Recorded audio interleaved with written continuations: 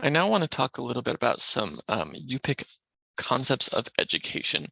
So you read some of this in the Quagli reading from a UPIC worldview. I hope you enjoyed it. I want to also share a quote from Joan Hamilton, where she says in a essay that she had written about, among other things, UPIC learning, called the UPIC and CHUPIC people. She says, "We are expected to improve ourselves by observation and listening in order to learn from elders. Life's lessons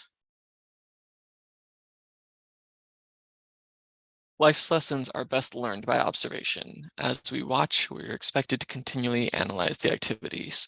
Elders then watch and guide our attempts to follow what we've learned. They evaluate us by stressing what was done right and what methods may improve our next steps. They emphasize that teaching is based on personal experience. We are also expected to help our families with daily chores and to contribute to the needs of the family, and we are rewarded for this. We are taught to welcome and be generous with all people, to respect belongings and all sources of food. We strive to live well to reach venerated old age. We are taught that we learn best when we maintain a balance of leisure, learning, and work, with work being our first responsibility." Now, for me, as somebody who does a lot of what we call discourse analysis, basically analyzing how people say things, part of what really stands out to me in Dr. Hamilton's um, excellent essay is kind of what it tells us implicitly, without having to hit you over the head with it, what it tells us implicitly about what matters, right? Traditionally, what within traditional UPIC teachings are sort of important things to seek after in life. And as she points out, one of those big things is reaching a venerated old age, partly because, right, that's an age at which you're full of wisdom and can give back to your communities. And also this idea of sort of a balance in life, but with work being a strong emphasis. And you see that in sort of how teaching is done, right? Teaching is not some abstract, solely intellectual thing, although it is true that sometimes people sit and get told stories like a lot, but it is also something that can sometimes be very practical, where it's sort of like, here, you kid, watch these people making this specific item, making this kind of clothing, making this kind of food, and then the elders kind of guide you along as you try to do it and then correct you, right? So it's less of an emphasis on we're going to lecture at you for hours and more of an emphasis on you watch, you imitate, we'll correct, right? And that is, I would argue, pretty different than what sometimes what I'm going to call Western classrooms can be like. I kind of hate the term Western because it makes it sound like we can clump together like America, Europe, Australia, like all these different places. I don't like that. But I guess more what I mean by that is sort of the schooling system outside of UPIC communities that is most common in the United States. And most common in the United States, I would say, is, we do a lot of different things. Teaching has progressed a lot in the last few decades, but generally there still is, especially in some college classrooms, a tendency for what we call the download and download back, what I call the download and download back model. But basically, I'm going to download information into your brain through lecturing at you or showing you PowerPoint slides, and you're going to then spit that back out through to show that you've assimilated it through things like a writing assignment or a test. And obviously, a lot of teachers do it different than that, but I'm trying to say that that's a common form of teaching. And there's advantages to that, right? As anthropologists, we try to use what we call cultural relativism and kind of try to see, why does a certain culture do this thing, whether you agree with it or not?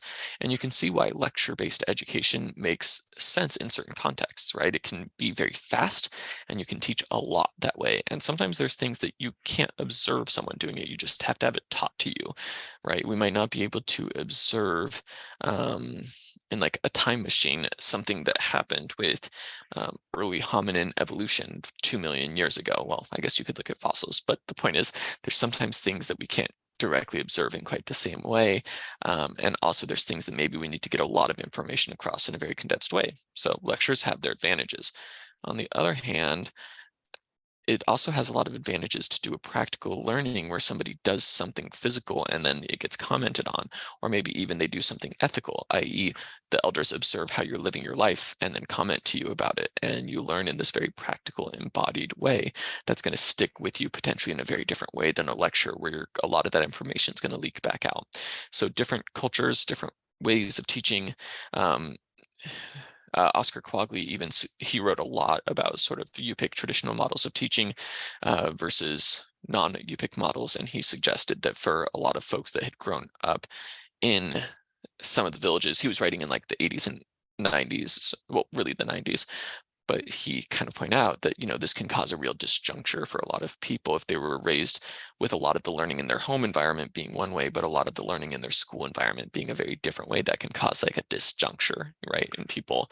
And he focused a lot on, are there ways to make education more UPIC for UPIC people? Are there ways to sort of reclaim classroom education and make it feel more in tune with UPIC culture? A strong emphasis also within UPIC culture and teachings on the role of elders teachings. And so there is a great book by ANTH called Wise Words of the UPIC People. We talk to you because we love you. And it involves a number of statements and quotes from basically Anne Fiona Riordan and also Alice Riordan, I should say, my apologies, who is a UPIC translator and scholar. And they were both working for the Chillista Elders Council, and they spoke to a bunch of elders and got their sense of sort of what is the role of elders in teaching younger people. And I love some of the things they said. For example, Frank Andrews said, a child who's not given instructions cannot grow healthy. A plant cannot grow if it's not watered. That is what people are like. So this idea that you need teachings, that your growth does not just sort of happen, and that if you don't have proper teachings, it will happen perhaps, but in a bad way. So you kind of need those instructions to grow you in the right way.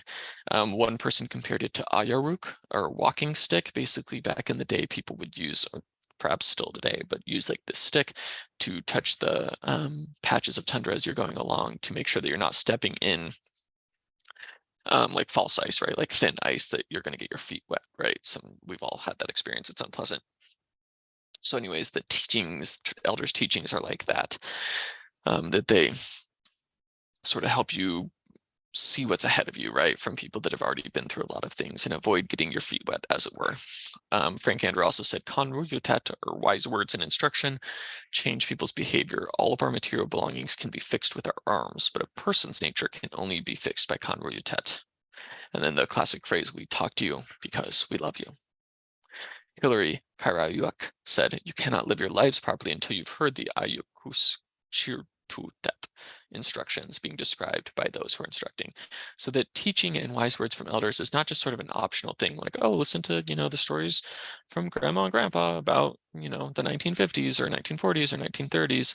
No, like elders' teachings as an absolutely fundamental part of how somebody grows into a proper human being, and that elders have responsibility. And in fact, some of the elders in that book basically saying we need to do more, right? That some of us don't do that enough anymore. And that is where I want to end talking about UPIC education and teaching philosophy.